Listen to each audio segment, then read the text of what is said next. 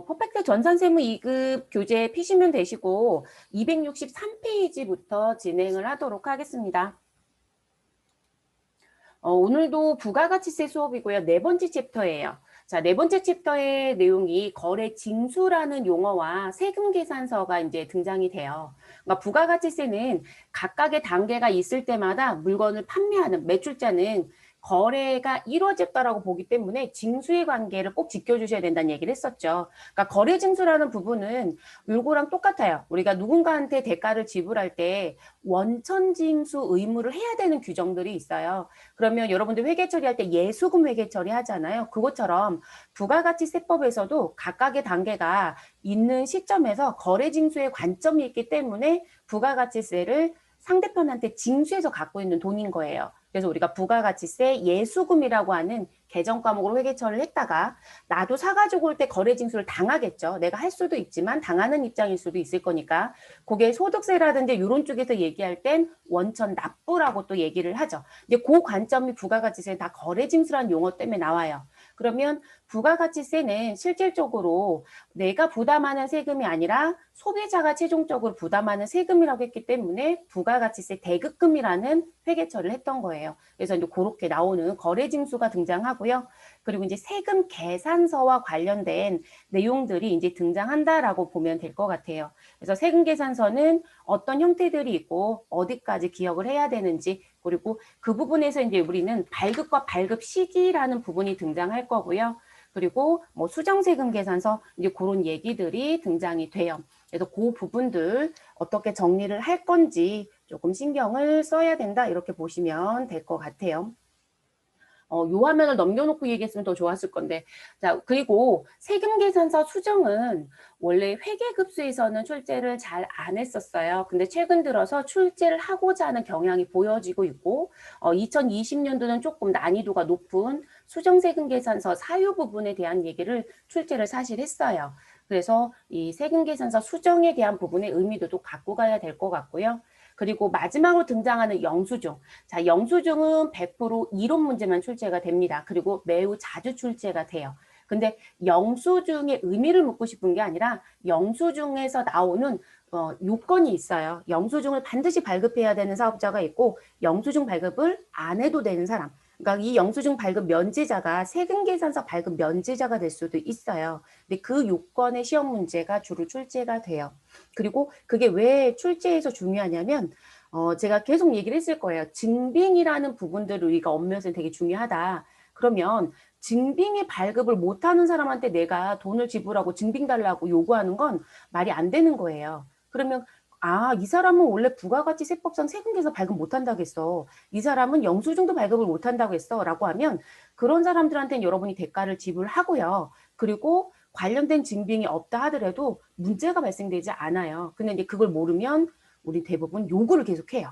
그리고 세금자 발급 못하는 사람한테 계속 달라고 하고 말 안 되는 행위들이 이루어진다는 거죠. 그래서 그 부분 때문에도 중요 부분이에요. 그래서 그렇게 갖고 가시면 될 것 같고요. 그러면 저희는 거래 징수부터 시작을 해보도록 하겠습니다. 자, 거래 징수다라고 하는 건 아까 말씀드렸던 것처럼 부가가치세는 누가 부담하는 세금이다. 최종 소비자가 부담하는 세금이다. 이렇게 얘기한다고 했었잖아요. 그러니까 최종 소비자가 부담하는 세금이니까 우리는 그 세금에 대한 부분이 각각의 단계에서 계속 나오더라는 거죠. 그래서 우리가 앞에서 무슨 얘기를 했었냐면 일단 땅 파서 사업을 하고 있는 제조업자가 있고 이 제조업자가 도매상한테 그리고 소매상한테 그리고 마지막에 있는 최종 소비자에게까지 움직이는 프로세스가 있었다라고 하면 각각의 단계라고 하는 요 각각 단계별로 거래 징수가 반드시 있을 수밖에 없더라. 누가 세금을 부담하기 때문에 최종 소비자가 부담하기 때문에 그 부분이 이런 의미 때문에 나왔다라는 거죠.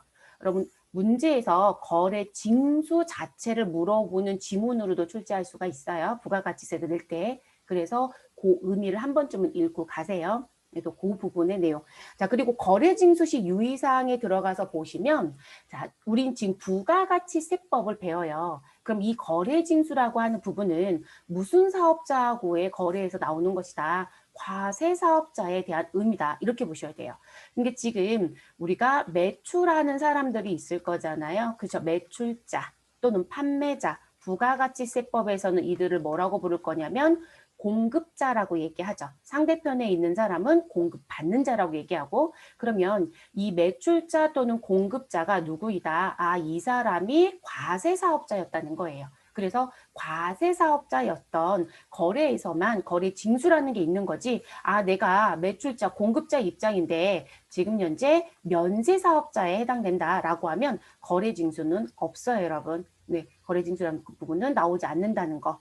그래서 그렇게 나온 부분, 그리고 조금 전에 벌써 얘기했던 거. 자, 거래 징수는 누구하고는 관계가 없다. 매출자, 공급자 입장에서 하는 얘기이기 때문에 공급받는 자와는 관련이 없다.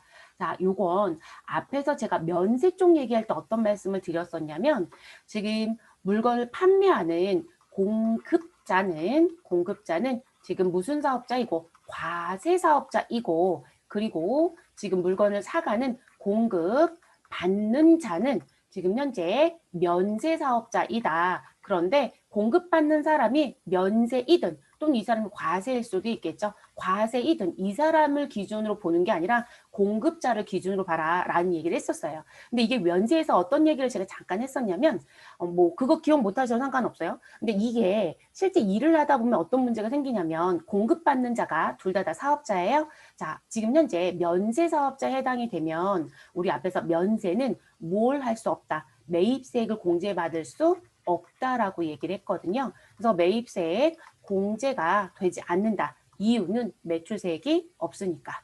자, 이렇게 얘기했습니다. 그러면 매입세액 공제가 안 되니까 이 공급받는 자가 면세사업자이면 공급자한테 계속 뭘 달라고 하신 분들이 계시냐면 아, 나는 너한테 부가가치세를 줘도 우리는 공제도 못 받는데 그러니까 나한테 세금 계산서가 아니라 나한테 계산서를 좀 발급해 줬으면 좋겠어. 이렇게 주장하신 분들이 계세요. 절대로 안 돼요. 절대로 안 된다는 거.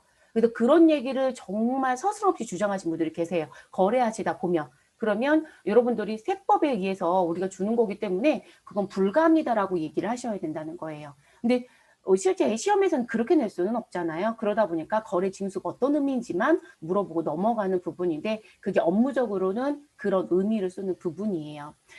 제가 알고 있는 기업 중에 한 분은 지금 우유 대리점을 하는 분이에요. 우리 왜 우유 집으로 배달시켜서 많이들 먹잖아요. 한동안 뭐 대학교에서 파는 우유들도 있었고 정말 많았을 거예요.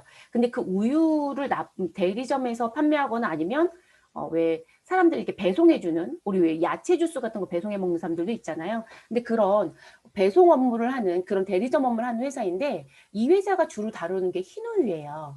근데 앞에서 흰 우유는 면세라고 배웠잖아요. 그러니까 이 흰 우유를 팔다 보니까 이분이 뭘 하냐면 저희하고 1년 뭘 하면 지금 계약을 하시면 저희가 사은품을 드릴게요. 이렇게 얘기를 하거든요. 근데 이들이 주는 사은품이 실질적으로 다 들어가서 보면 과세품이 거의 주예요.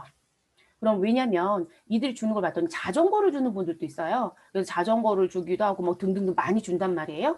그러면 이런 부분들을 주는데 이들이 사서 주는 거예요. 그러면 과세품을 매입해서 우리하고 흰우유를 먹겠다라고 계약을 하면 내가 사은품을 줄게요. 이렇게 했단 말이에요. 근데 이 자전거 사온 거 공제를 못 받잖아요. 근데 이 사람은 흰우유만 지금 현재 유통하고 있으니까 무슨 사업자? 면세 사업자죠. 그러니까 여기서 부가세 부담했던 게 너무 아깝다는 거예요.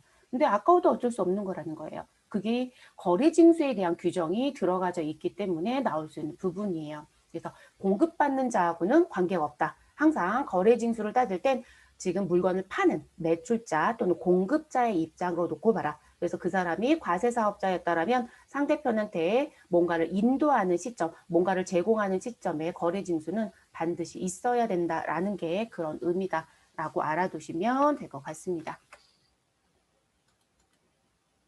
자, 거래징수 특례에 가서 봤더니 이제 뭐가 나오냐면 재화의 수입과 대리납부라는 부분이 등장이 됩니다. 자, 제가 앞에서 거래징수는 사업자와 사업자의 거래이고요. 그리고 공급자가 과세사업자입니다라고 얘기했어요. 아, 그러면 거래징수는 물건을 파는 사람만, 근데 여러분 재화의 수입은 물건을 파는 게 아니라 일종의 사가지고 오는 부분이잖아요. 그러니까 재화의 수입이라는 건 매출이 아니라 뭐가 된다? 매입이 되는 거죠. 그런데 이 부분에도 거래징수가 적용이 되더라는 거죠. 근데 그 얘기예요. 그래서 재화의 수입이라고 하는 부분은 지금 무슨 부분? 공급자는 국내에 있지 않다. 그죠? 국외의 사업자이다. 그렇기 때문에 실질적으로 거래 징수를 할 수 있다 없다? 없어요. 과세권이 그쪽에 있지도 않고요. 그러니까 거래 징수를 안 하는 게 맞아요. 근데 우리는 앞에서 뭘 얘기를 했었냐면 영세율 얘기할 때 소비지국 과세 원칙에 의해서 우리 부가가치세법은 움직이고 있다. 이중과세 문제가 있다라고 했었죠. 그래서 우리가 무엇하는 건 수출하는 건 무엇하고 영해세율을 적용하면 되고 이렇게 얘기했었고요. 그리고 우리가 해외에서 들어오는 수입에 대해서는 과세를 할 수밖에 없다라고 얘기했습니다. 그러면 그 부분이 이 특례 규정에 있다라는 거예요. 그리고 실질적으로 이 부분에 대해서는 지금 거래 징수를 할 때 이 재화의 수입에 대해서는 사업자가 하는 게 아니라 누가 할 것이다. 세관장이 합니다. 관세법에 따라서 세관장이 부가가치세를 무엇하겠다. 징수하겠다. 그리고 이때 주는 게 무엇이다. 수입 세금 계산서라는 걸 우리한테 발급을 해줄 거예요. 근데 여러분 이 수입 세금 계산서 발급도요. 실질적으로 상대편 물건을 수입하는 사람이 사업자였을 때는 이걸 발급을 하고요. 사업자가 아니면 수입 세금 계산서 발급은 대부분 안 해요. 그렇다고 해서 무슨 부분?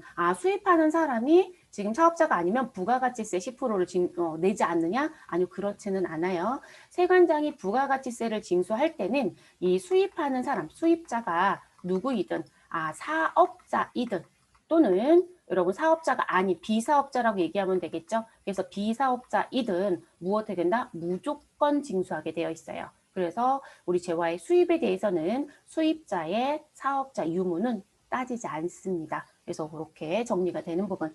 자, 대리납부. 여러분 이 대리납부는 어디서 들어보셨냐면 면세 쪽에서요.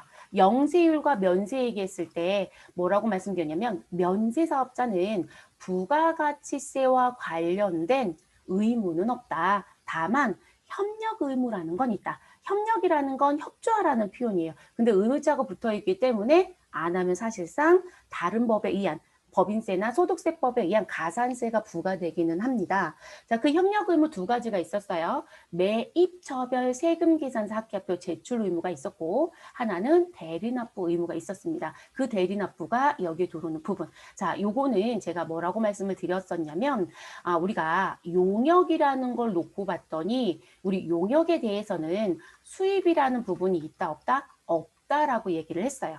자, 그러다 보니 어떤 문제가 생긴다고 했었냐면 내가 용역에 대한 제공을 받는데 이 제공을 국내에서 받았을 땐 당연히 과세 쪽만 생각하세요. 과세였다라고 하면 부가가치세를 무엇해야 된다? 당연히 부담을 할 수밖에 없는 거죠. 그런데 내가 용역의 제공을 국내가 아니라 국외에서 받으면 근데 이 사람들은 수입이 없다라고 했으니까 과세가 사실상 되지 않아요. 그러면 지금 제가 제공받는 용역의 대가가 100이었다라고 하면 국내에서 제공받을 땐 내가 부가세 10%를 부담해야 되니까 실질적으로 부담해야 되는 금액은 얼마가 될 것이다. 110이 될 거예요. 부가세 포함까지. 자, 그런데 국외에서 제공받는 게 되면 지금 부담 자체가 없다라고 했으니까 이 사람은 그대로 100만 지불하면 되거든요. 이해되셨을까요? 그럼 이제 문제점은 뭐냐면 지금 이게 이제 면세 사업자 입장에서는 과세 사업자는 이게 상관이 없어요. 왜냐면 면세 사업자는 여러분 이거 부담해도 매입세 공제 받으면 되잖아요. 그죠? 과세 사업자는 매출 수익이기 때문에 사업과 관련돼서 매입했던 거 공제를 해준다고 했잖아요. 그러니까 매입세 공제를 받지만 면세 사업자는 내가 부담했던 부가가치세 10%를 무엇할 수 없다? 공제받을 수 없잖아요. 그러면 실제 내가 부담해야 되는 부분이 자꾸 누적적으로 더 커지는 거죠. 그러면 국내에서 제공을 받지 않고 다 뭘 선택할까요? 국외 제공을 선택을 할 거라는 거죠. 그래서 실제 그런 문제점이 생겨요. 그래서 이 부분에 대해서 무엇해라. 네가 100을 준다 하더라도 이 부분에 부가가치세 10%가 있는 거로 봐서 그 사람한테 대가를 100을 주는 게 아니라 부가세 10%를 빼고 지불해야 된다는 얘기예요. 그러면 결론적으로 이 사람한테 100을 주려면 이 사람은 뭐가 돼줘야 돼요? 110으로 계약할 수밖에 없어요. 네, 그런 식의 의미가 돼요. 그런 걸 대리 납부라고 얘기합니다. 그래서 국내 사업장이 없는 비거주자 등으로부터 과세 용역을 제공받고 대가를 지급하는 자가 용역 공급자를 대신해서 무엇을 부가가치세를 징수해서 납부하는 것을 말한다. 그래서 면세 사업자한테만 적용이 되는 규정 중에 하나예요. 그런 걸 얘기합니다. 이게 거래징수 특례 부분이 있어서 우리가 또 업무를 진행해야 되는 부분이다. 이렇게 알아두시면 되겠습니다.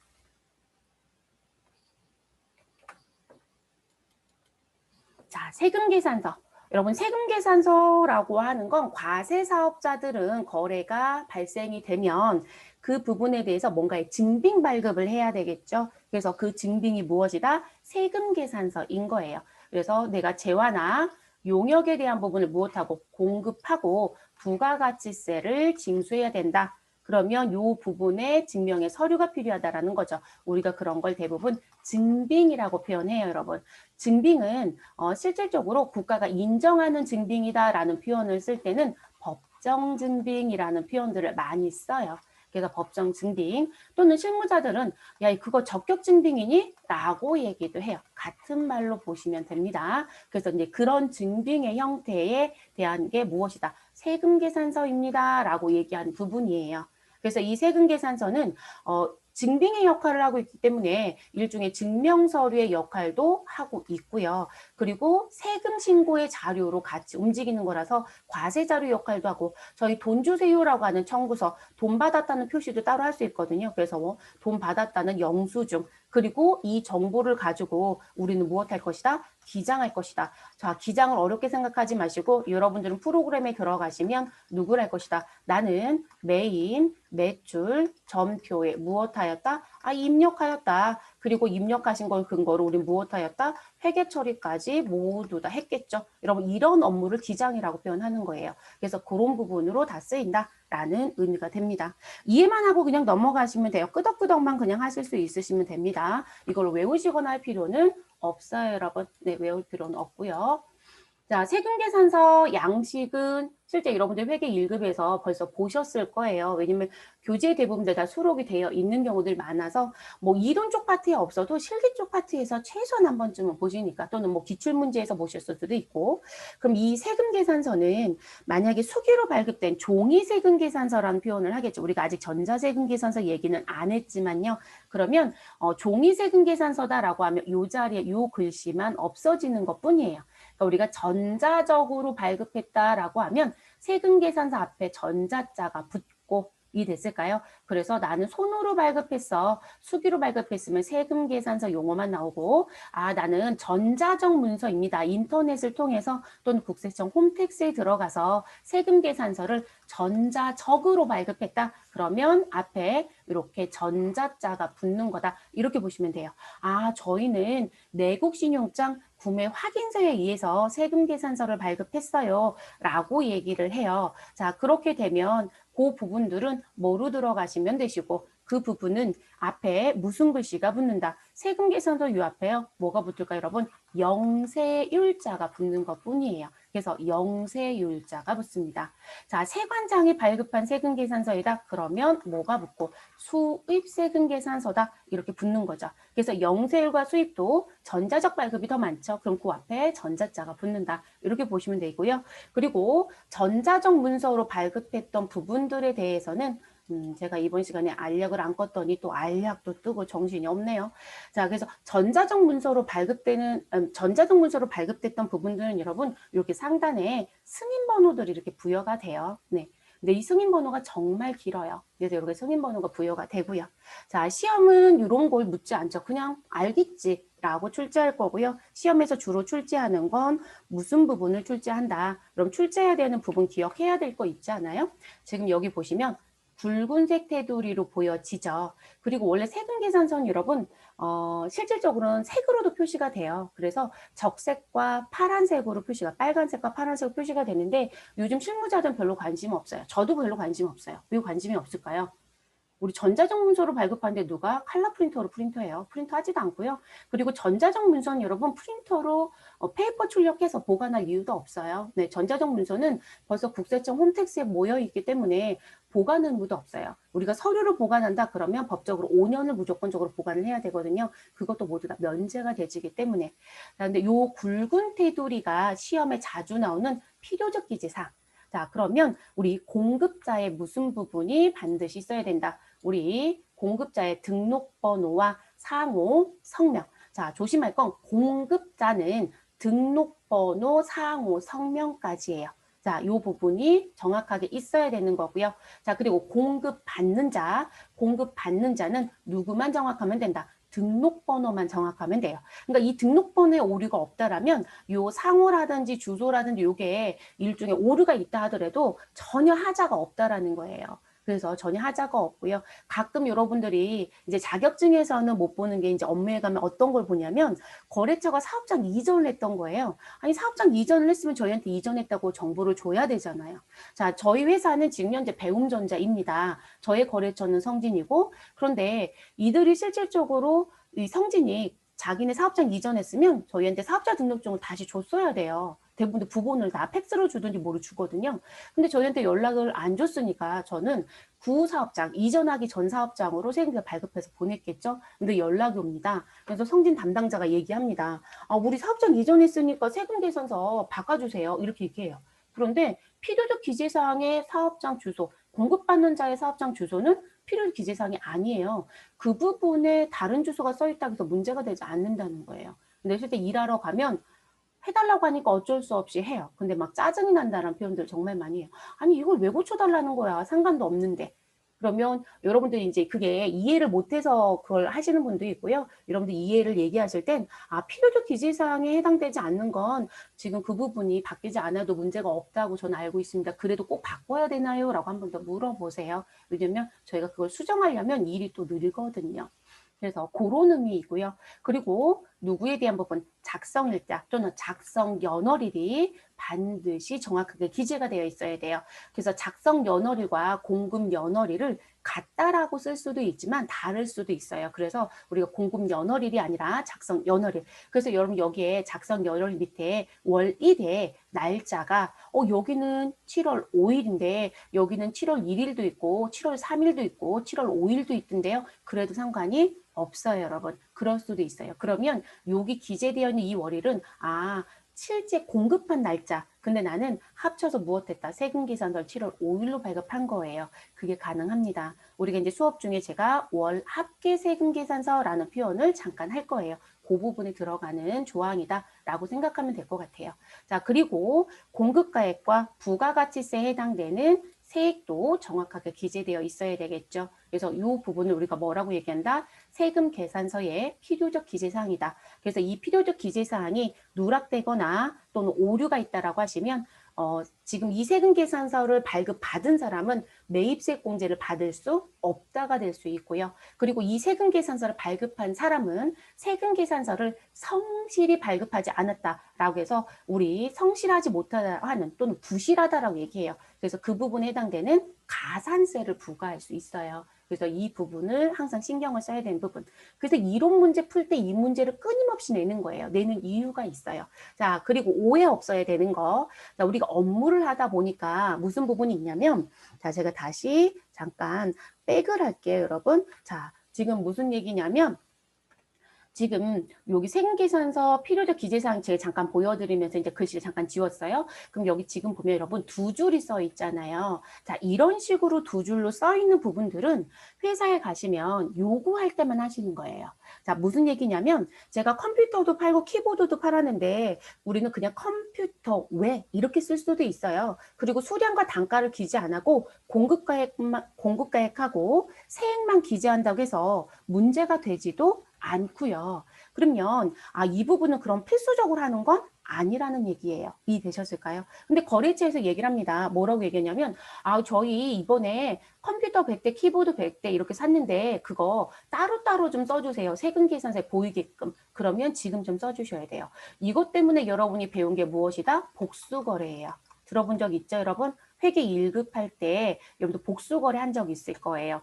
평심키 F7번 누르면 복수거래 창이 열리고 또는 프로그램 아래쪽 하단에 보이죠. 그러면 그 부분. 그래서 이 복수거래는 실질적으로 상대편들이 대부분 원하는 경우들이 있어요. 여러분 그 경우에는 꼭 해주셔야 돼요. 안 그러면 저희 또 뭔가 행위가 또 생겨요. 일거리가 자꾸 는다는 얘기예요. 일거리를 늘릴 필요는 없어요, 여러분. 그래서 그런 걸 복수거래라는 표현. 그래서 기능을 배운 거고요.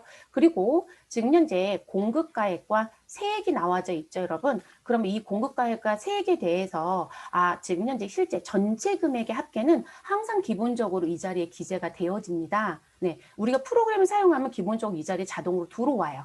자, 그런데 무슨 부분에 오해가 없어야 되냐면 여기 현금부터 시작해서 외상 미수금까지 자리가 있어요.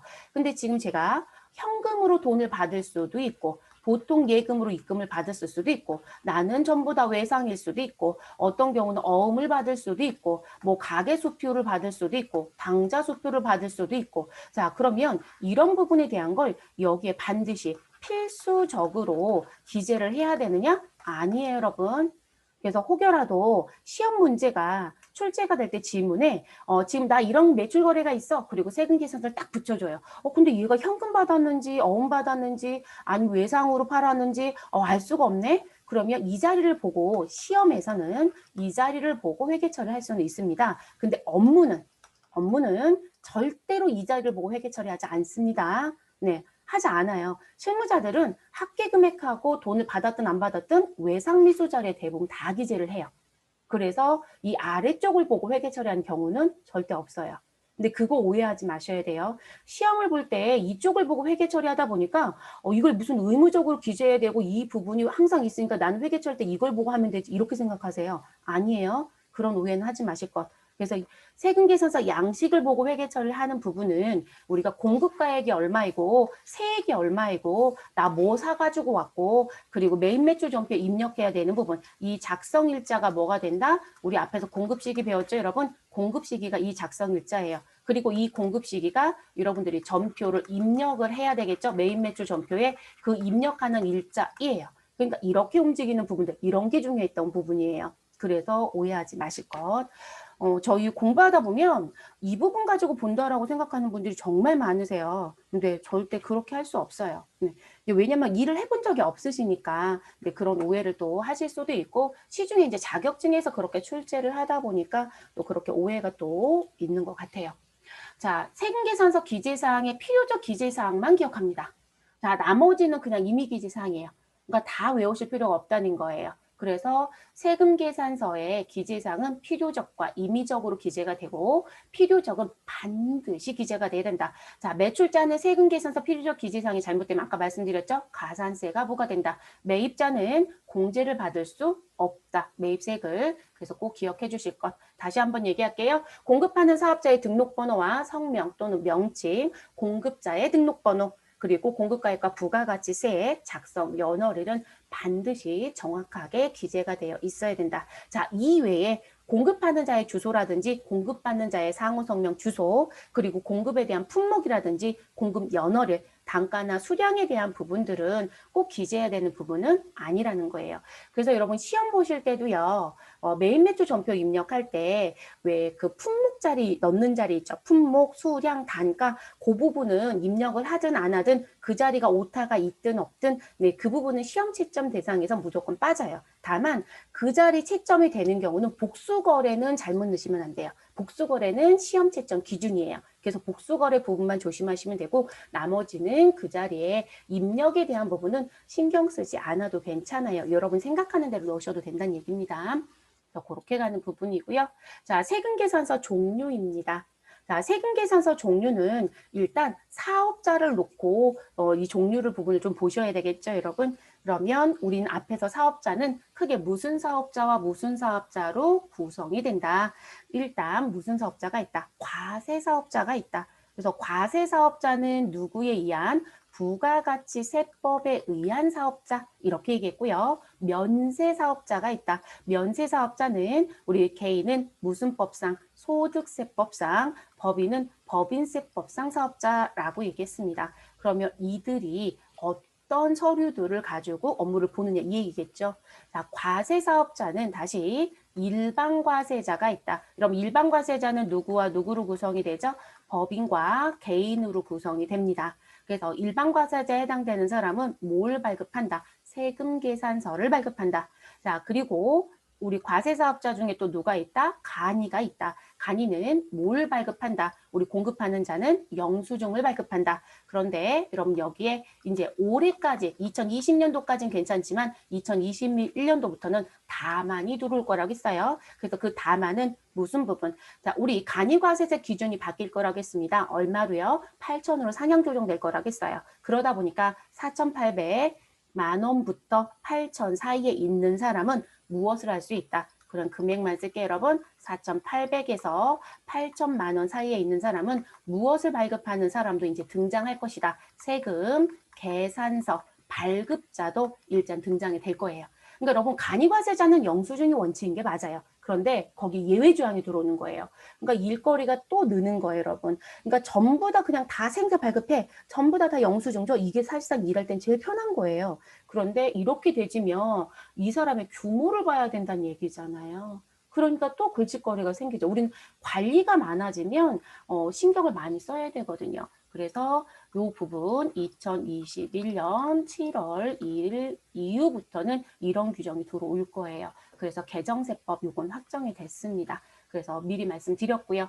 자, 그래서 들어오는 부분이고, 그리고 일반 과세자인데 이 사람이 누구랑 거래하고 있는 최종 소비자를 대상으로 하고 있는 업종이더라. 여러분, 지금 법인도 최종 소비자로 거래하는 회사 있을 수 있지 않을까요? 대표적인 게 음식점이에요. 여러분들 패밀리 레스토랑 많이 가지 않아요? 뭐 TGI 뭐 이런 데들? 그럼 그들 법인 성격 갖고 있는 데 꽤 많아요. 그런 식의 음식점들이. 그러면 그들은 사업자와 사업자의 거래보다는, 그러니까 소위 말해서 B2B 거래보다는 B2C 거래가 더 많죠. 이게 되셨을까요? 그럼 그분들은 실질적으로 세금계산서 발급 안 해요. 네, 뭐 발급할까요? 영수증. 그러면 그 영수증의 대표적인 게 뭘까요? 여러분이 거기 가서 음식을 드시고 그리고 결제할 때 뭐 제일 많이 내밀어요? 신용카드, 직불카드, 또 현금 냈다 그러면 현금 영수증 발급해달라 이렇게 얘기하죠. 신용카드 영수증, 직불카드 영수증, 현금 영수증이에요. 그래서 그들은 대체적으로 영수증을 발급해요, 여러분. 네, 그래서 이제 이런 부분들이 있는 거고요. 자, 면세 사업자는 세금이 없다라고 했으니까 세금자가 빠진 계산서를 발급하겠죠. 자, 이 또한 면세 사업자도 최종 소비자를 대상으로 하는 업종은 영수증을 발급합니다. 네, 계산서 발급하지 않고요. 그리고 면세사업자는 여러분 간이과세자라는 규정 자체가 없어요. 네, 그래서 간이과세자 용어는 과세사업자에서만 쓰는 용어다. 이렇게 보시면 되겠습니다. 그리고 세관장이 개입이 돼야 되겠죠. 세관장은 사업자는 아니다. 근데 징수 특례 규정에 의해서 수입하는 제외에 대해서 무엇 해야 된다? 과세하는 부분이 있기 때문에 세금 계산서를 발급할 수밖에 없다. 그때 등장하는 게 수입 세금 계산서라는 거. 자, 그래서 과세 대상에 대해서는 세금 계산서를 발급하고요. 그리고 면세도 있어요. 수입도. 면세 대상에 대해서는 뭘 발급한다? 계산서를 발급할 수도 있습니다. 그래서 그렇게 나오는 부분이고요. 그리고 아까 영수증 얘기했던 부분 아래쪽에 영수증 범위 기재해드렸죠. 신용카드 매출전표, 직불카드, 우리 김영식 선불카드 영수증. 여러분 김영식 선불카드들 많이 받아보신 적 있을걸요? 아, 친구가 나한테 생일 선불로 별다방 카드를 줬다. 여러분 스타벅스 많이 가지 않아요? 그죠? 별다방, 콩다방, 천사다방. 자, 그러면 그 부분에 카드, 기프트 카드라고 얘기하잖아요. 그게 여러분 일종의 선불 카드예요. 근데 그걸 회사에서도 쓸 수 있으니까. 그래서 그런 김영식 선불 카드 영수증, 현금 영수증, 금전 등록기 계산서 또는 영수증이라고 하는데 이거는 요즘에 거의 없어요. 아직도 쓰는 데가 있기는 하지만 찾아보기 희박이에요. 네. 그런데 어쨌든 영수증 범위엔 이런 부분들이 들어온다라고 보시면 되겠습니다.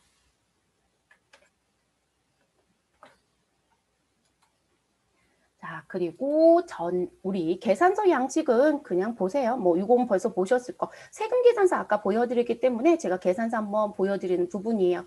그래서 계산서도 전자발급이 하셔야 되죠. 그래서 이 계산서 앞에 전자자가 붙어 있으면 전자적으로 발급한 부분이에요.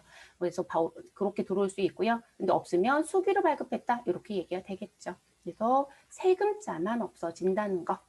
자, 그리고 수입 세금 계산서는 이렇게 생겨 있어요. 그래서 수입 세금 계산서이다. 그러면 여기에 공급자가 들어오는 게 아니고요. 세관명이 들어와야 돼요. 그래서 우리 시중에 수험서에 여기 세관명이 아니라 공급자 이렇게 써 있는 양식들이 있어요. 잘못된 양식이에요. 그렇게 들어올 수 없습니다. 그래서 세관명이 들어오고 그리고 실제 여기 세관장이 부산으로 수입했다. 그럼 부산세관장, 인천으로 수입했다. 그럼 인천세관장 이렇게 들어와요. 여기 제가 기재해드린 이 등록번호는 사실상 부산세관장의 그러니까 부산세관의 고유번호예요. 네, 우리 그 국가나 지방자치단체들도 사업자 번호처럼 고유번호가 있어요. 네, 그 사람들은 가운데가 83번을 쓰죠.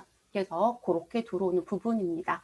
그리고 이제 이거 보이니까 하나 여담 말씀드리면, 여러분 여기 과세표준이라는 부분, 우리가 실질적으로 사업자의 거래에서는 공급가액이라는 표현을 쓰지만 세관장의 입장에서는 세금 징수 목적으로 이걸 발급했던 거예요. 그래서 과세표준 표현을 써요. 그래서 이 과세표준이란 글씨가 들어오고 옆에 세, 부가가치세가 있습니다. 근데 여러분 여기 1단위가 7로 여기 10과 2를 보면 27이에요. 그럼 27의 10%이면 우리는 1단위가 2로 끝나야 되죠. 근데 여러분 1단위가 0으로 끝나죠. 네, 이게 정상이에요. 그래서 여러분들 프로그램에 지금 3,117만 1,327원을 입력해도 우리는 끝자리 1단위가 항상 0이에요. 왜냐하면 우리 수입하는 물품은 부가가치세를 납부하고 들어와야 된다라고 얘기하는 게 원칙이에요. 다만 사후 납부하는 분들은 실제 거기가 보름 정도, 14일 정도 이제 이렇게 유예할 수 있지만 그렇지 않다라면 납부를 해야만 물건을 찾아올 수 있어요. 그러다 보니까 부가가치세를 납부한 금액은 우리가 1단위를 내지 않아요. 세금은 10단위까지만 내죠. 그래서 여기가 항상 1이에요. 그래서 이거 처음 보신 분들은 이상하다고 하시더라고요. 정상적인 부분입니다. 우리 시험에서는 이게 잘 안 내죠. 그냥 3천만 원, 4천만 원, 5천만 원 이렇게 내잖아요. 그래서 볼 기회가 별로 없었던 부분이고요. 그리고 저희가 이제 과세표준 수업할 때 뭘 배울 거냐면 요걸 배워요. 근데 요거는 시험에서 사제손대로 출제를 하죠. 자, 여기 들어가는 과세표준은 우리 관세를 징수하기 위한 기준금액인 관세, 과세가격에 관세, 개별 소비세, 주세, 교통, 에너지, 환경세, 교육세, 농어촌 특별세의 합계 금액의 우리 10%의 부가가치세를 징수해요. 그러니까 여러분 개별 소비세가 발생되는 자동차를 수입했다? 상당히 높은 금액의 부가세를 내겠죠. 아, 나는 술을 수입하는 회사에서 지금 일하고 있다. 이러면 주세가 높은 건 알죠. 주세는 가장 높으면 실제로 70%까지도 올라갈 수 있으니까 그러면 실질적으로 주세 부담이 부가세보다 더 높아요. 네, 그런 금액까지 다 합산된 거에 부가세 10%예요. 그래서 요게 우리 부가세 쪽 과세표준 뒤에 가면 요거 용어 한 번 더 등장할 겁니다. 그래서 이런 양식을 쓰고 있어요.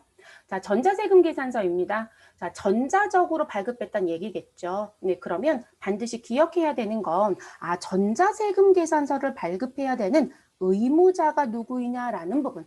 그러면 누구를 기억하시라? 법인사업자. 법인은 무조건 의무입니다. 그래서 법인사업자와 소득세법상, 여러분 소득세법상 용어가 들어왔으니까 이 사람은 무슨 사업을 하고 있다? 개인사업자라는 표현이 되겠죠. 그래서 개인사업자 중에 직전 연도 사업장별, 여러분 사업장별입니다.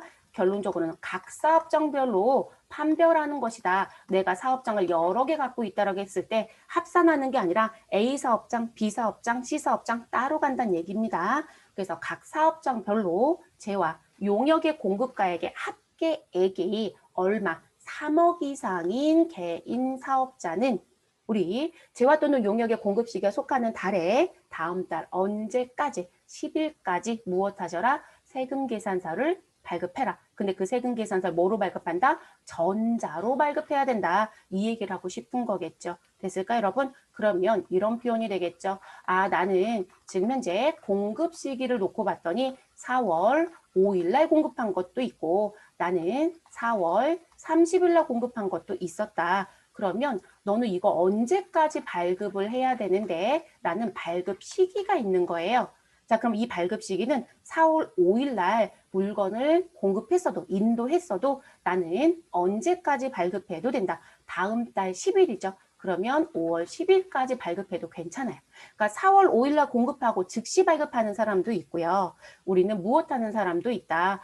우리는 그냥 다음 달에 한꺼번에 다 발급해요. 이렇게 하는 분들도 있겠죠. 그래서 그 기한이라는 게 있는 거예요. 이 발급 시기라고 하는 부분에 기한이 있다. 그게 다음 달 10일. 그럼 4월 30일 날 인도한 거, 공급한 것도 언제? 5월 10일까지 발급하면 되겠죠. 그래서 그 부분이 이 용어예요. 우리 공급 시기가 무엇하는 속하는 달의 다음 달 10일까지 발급한다. 다만 이 10일이 뭐가 끼어 있다라면 공휴일이 끼어 있고 토요일이고 이런 부분. 그러면 실질적으로 여러분 공휴일이나 토요일이다라고 하시면 어떻게 하셔야 돼요? 하루가 넘어가야 되겠죠. 네. 그래서 지금 그 5월 10일이 소위 말해서 일요일이었다라고 하면 언제까지 발급하시면 돼요? 월요일 날까지 발급하시면 돼요. 그래서 다음 날까지 발급할 수 있다.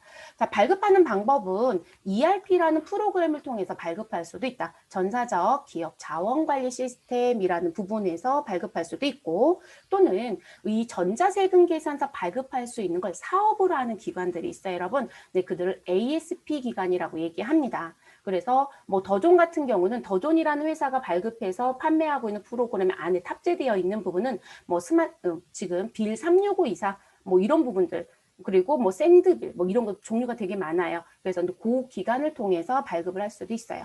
아, 나는 그냥 국세청 가서 무엇 할게? 발급할게. 뭐 국세청 예전에 이세로라는 서버를 따로 만들어 줬는데요. 지금 현재는 따로 쓰는 서버를 다 통합해 버렸어요. 그래서 국세청 어디에 들어가시면 된다?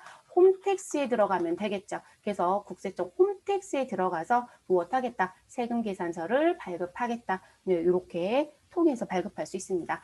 다만 이제 여기서 조심할 게 있어요, 여러분. 뭐냐면 우리가 전자문서로 발급을 하게 되면 이 부분이 국세청에 모여 있어야 되잖아요. 그럼 국세청에 모여 있으려면 내가 뭘 반드시 해줘야 된다? 전송을 반드시 하셔야 돼요. 근데 3번에 있는 국세청 서버, 국세청 홈택스에서 발급한 사람들은 전송이라는 부분을 해야 될 이유가 있을까요? 없어요. 전송해야 되는 서버에서 발급했잖아요. 그러면 전송은 없습니다. 다만 1번과 2번의 형태를 통해서 했던 분들은 반드시 국세청 홈택스에 무엇 해야 된다? 전송을 해야 되겠죠. 그러면 그 전송은 도대체 언제까지 해야 되느냐 문제가 생기겠죠. 그게 바로 아래쪽에 나와져 있는 부분의 내용인 거예요. 그러면 전송은 언제까지 하셔라? 발급일에 다음 날까지 하셔라. 이렇게 되는 거예요. 그래서 세금 계산서를 발급하게 되면 발급일에 다음 날까지 반드시 무엇 하셔야 된다? 전송을 꼭 해야 됩니다.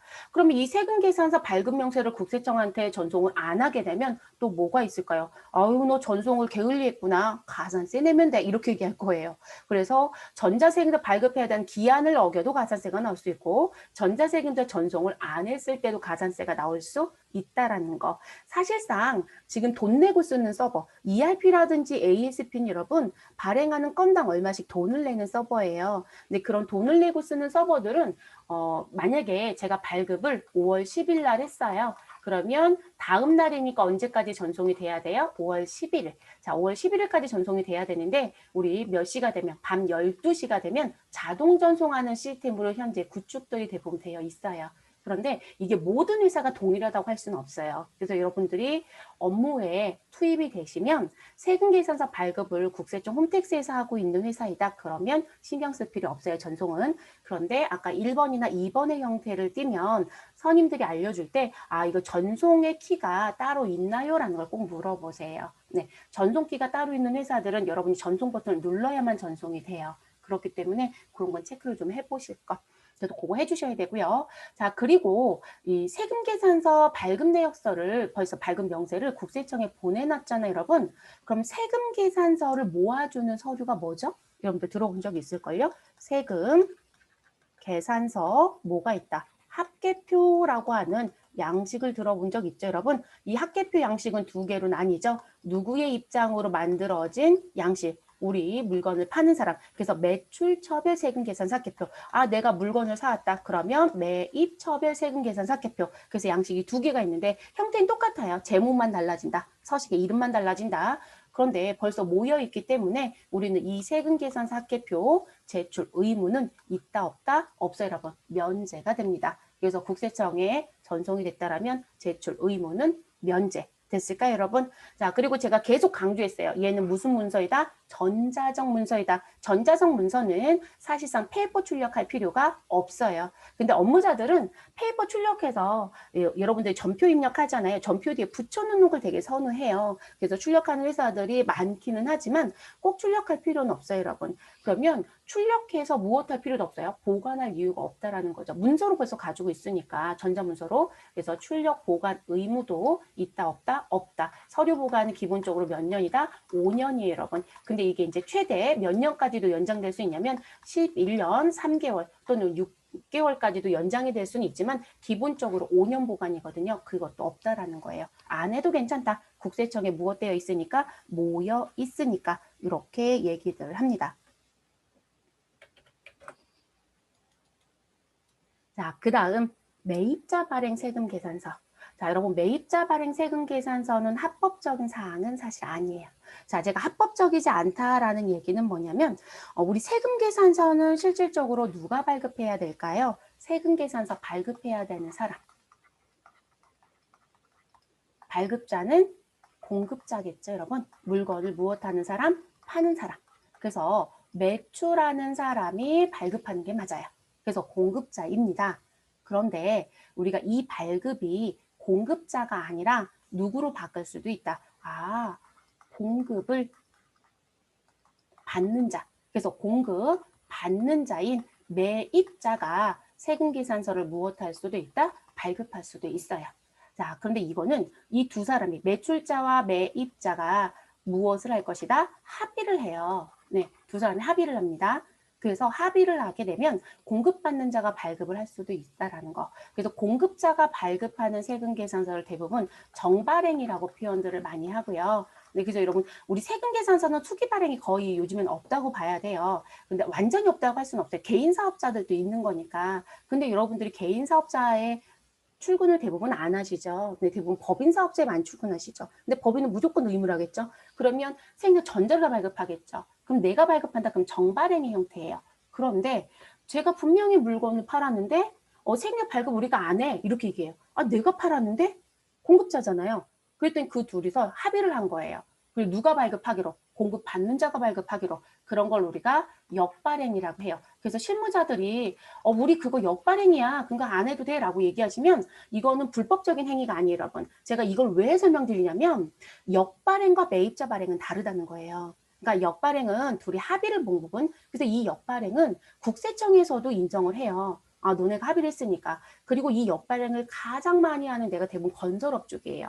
왜냐면 건설업은 진척도에 따라서 완성도에 따라서 진행도에 따라서 대가를 주는 경우가 많아요. 그러면 공급자 입장에서 우리 진행이 40% 됐다라고 주장하면 40%만큼 대가를 받을 거란 말이에요. 그런데 공급받는 자 입장에서는 뭐라고 얘기냐면 나 현장 실사 나갈 거야. 그리고 니네가 얘기한 거 내가 다 믿어줄 수는 없잖아.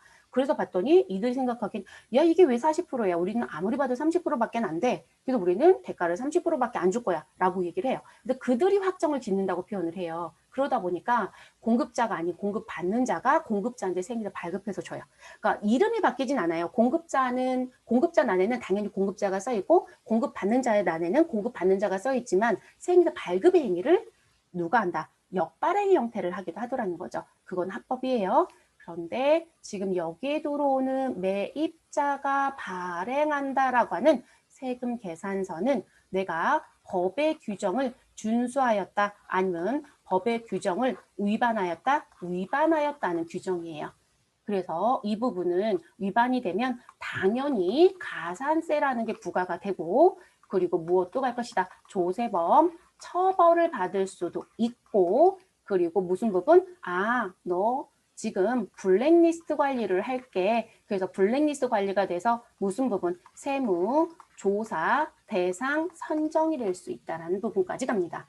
그래서 조심해야 되는 부분이에요. 그래서 의미가 좀 달라서 말씀을 드렸고요. 자, 그럼 이 매입자 발행 세금 계산서는 왜 들어오느냐? 아니, 법 규정 위반인데. 여러분, 나한테 물건을 사간 공급자가 있겠죠. 물건을 파는 공급자가 있고, 물건을 사간 공급, 받는 자가 있어요. 근데 이 공급받는 자가 공급자한테 물품은 인수를 했습니다. 그리고 이 공급자는 인수하면서 대가도 주었다고 합니다. 그럼 여러분 인수하고 대가도 했으면 공급자는 이한테 뭐도 줬어야 돼요? 세금, 계산서도 줬어야 되겠죠? 근데 이 공급자가 세금 계산서를 안 주고 있는 거예요. 그러면 공급받는 자는 공급자 대신에 무엇하겠다? 세금계산서를 발급하겠다. 그러면 이 공급받는 자는 이거를 관할지 세무서에 신고해버리는 제도예요. 공급자가 나한테 세무서 안 주네요. 그래서 누구한테? 세무서에 신고를 해서 공급받는 자가 직권을 받는 거예요. 그럼 네가 발급해 라고 하는 부분. 그게 매입자 발행 세금계산서입니다. 그러면 그 업무를 언제까지 해야 된다? 내가 해당 재화 또는 용역을 공급한 시기가 있을 것이다. 그 시기가 속하는 과세기간 종료일로부터 몇 개월 이내? 6개월 이내. 상당히 넉넉하죠, 여러분? 네, 되게 넉넉해요. 그래서 얼마든지 하는데 문제가 생기지 않을 것 같습니다. 그래서 과세기간 종료일부터 여러분, 그러면 공급시가 속하는 과세기간 종료일, 그럼 1기는 언제죠, 여러분? 6월 30일이고요. 2기는 언제이죠? 우리 2기는 12월 31일이에요, 여러분. 그러면 이게 과세기간 종료일이죠. 그 날짜로부터 6개월 이내예요. 그러니까 상당히 넉넉한 거고요. 그래서 나온 부분. 그러면 이 매입자 발행 세금 계산서를 발급하겠다라고 하는 게 3만 원, 5만 원, 7만 원 다 가능하냐? 아니요, 그렇지 않고요. 이게 실질적으로 니네가 거래했다라고 하는 그 확인에 대한 부분에 신청 대상으로 들어올 수 있는 거래 금액은 거래 건당 얼마이다? 10만 원이에요. 그래서 거래 건당 공급 대가는 누구와 누구의 합이다? 공급가액에 누구를 더했다? 부가가치세 포함 금액이죠. 네, 그 합계된 금액이 10만 원 이상인 경우만 돼요. 그러니까 10만 원 이상이 안 되는 거래는 이것도 못하는 거예요. 네, 그래서 그렇게 규정이 정해져 있습니다. 그리고 이 거래 사실과 관련돼서 우리가 내야 되는 서식을 잠깐 보여드리면 이제 국세청에 가셔서 이건 내려받아서 쓰시면 돼요. 우리가 상용 프로그램이 있지는 않으니까. 그래서 거래 사실 확인 신청서라고 해서 매입자 발행 세금 계산서 발급용이라고 하는 이런 양식이 있어요. 이 양식에 기재를 해서 우리 공급받는 자 관할지에 신고를 공급받는 자가 해버리는 거예요. 그래서 그렇게 움직여지는 부분이고요. 자, 조금 더 구체적으로 말씀을 드리면 일단 공급자와 공급받는 자가 여기 신청인이 공급받는 자겠죠. 근데 두 사람의 거래가 일단은 있다라는 게 맞아요, 여러분. 그런데 이 사람이 세금 발급을 안 해주니까 공급자가 안 해주니까 신청인이라고 하는 공급받는 자는 거래 사실 확인 신청을 신청인 공급받는 자의 매입자의 관할 세무서에 신고를 해버려요. 그럼 관할 세무서에서는 신청서를 가지고 본인이 검토를 해요. 그래서 여기 뭐가 첨부가 되냐면 거래를 했다라고 했으니까 여러분 거래 명세서라든지 뭐 그런 서류들이 있겠죠. 송장 이런 부분들. 근데 그거랑 그리고 돈을 줬다라는 것도 증명이 되져야 돼요. 그러면 송금 사실에 대한 거 대부분 통장 계좌 이체 많이 하시죠. 그래서 통장에 대한 계좌 이체에 대한 내역서를 대부분 첨부를 합니다. 그럼 그 내용 보시고 우리 관할지 신청인의 관할지 세무서에서는 요건에 문제가 없다. 근데 또는 요건에 문제가 있다 그러면 신청인한테 다시 이거는 못해요. 문제가 있네요. 라고 해서 거부를 하고요. 그렇지 않다라고 하면 어디로? 우리 공급자의 관할지 세무서가 있겠죠. 근데 공급자의 관할지 세무서에 그 내용을 보내놓습니다. 그러면 공급자 관할 세무서는 서류를 보고 무엇할 것이다? 확인을 하죠. 그래서 공급자한테 연락합니다. 야, 네가 매입자 누구누구한테 이런 거 팔았는데 이거 안 해줬다며? 근데 여러분 빼박이겠죠. 왜냐면 벌써 여기서 확인을 했잖아요. 그죠? 신청인 관할 세무서에서 실질적으로 이 부분은 아니요라는 얘기 거의 못해요. 그럼 공급자는 시인할 수밖에 없어요. 그럼 공급자가 생세 발급하는 게 아니라 그래? 그러면 지금 신청인한테 생세 발급할 거니까 알고 있어? 라고 통지를 해버려요. 그리고 이 공급자 세무서는 누구요? 공급자 관할 세무서는 신청인 관할 세무서에 내용이 맞으니까 하세요 라고 얘기를 합니다. 그러면 지금 신청인 관할 세무서는 확인 거래 통지를 신청인한테 연락해 줍니다. 그럼 신청인은 무엇할 것이다? 매입자 발행 세금 계산서를 발급해서 공급자한테 줍니다. 그리고 이 매입자 발행 세금 계산서는 여러분 수기로 발급해요. 네, 전자적으로 발급 안 합니다. 왜냐하면 전자로 발급하면 그들이 나 이거 내 거 맞아요라고 하는 일종의 승인하는 것처럼 뭔가의 행위를 해줘야 돼요. 안 하면 또 문제가 돼요. 그래서 수기로 현재 발급하는 게 맞습니다. 그래서 그렇게 가는 거고요. 자, 그리고 이 매입자 발행 세금 계산서에 대한 부분은 매입세 공제가 가능하냐라는 것도 우리가 봐야 되잖아요. 네, 매입세 공제 가능합니다. 왜냐면 공급받는 자 입장에서는 문제가 없었던 거예요. 공급자가 지금 불법을 한 거잖아요. 그렇기 때문에 공제받을 수 있는 매입세액으로 본다. 그리고 뭐 서식은 이런 형태를 띈다라고 보시면 되고요. 그리고 이 공급받는 사람은요. 실질적으로 부가가치세 신고할 때 반드시 별도의 서류가 하나 더 나가요. 매입자 발행 세금계산서 합계표라고 하는 서류를 반드시 같이 동봉해서 제출을 하셔야 돼요. 그래야만 실질적으로 문제가 생기지 않습니다. 근데 이 부분은 지금 현재 상용 프로그램에 합계표가 들어와져 있어요. 그리고 이건 메인 매출 점표 입력할 때 어떤 유형으로 입력하는지는 저희 과세표준 수업할 때 제가 실기 파트를 잠깐 넘어가서 이런 교재를 보라고 할 거예요. 근데 그 부분하고 같이 총 설명 한번 해드릴 거예요. 그때 말씀을 또 드리도록 하겠습니다. 자, 이번 시간 강좌는 이렇게 해서 마무리를 할게요, 여러분. 네, 다시 잠깐 쉬고 저희 또 이어서 하도록 하겠습니다.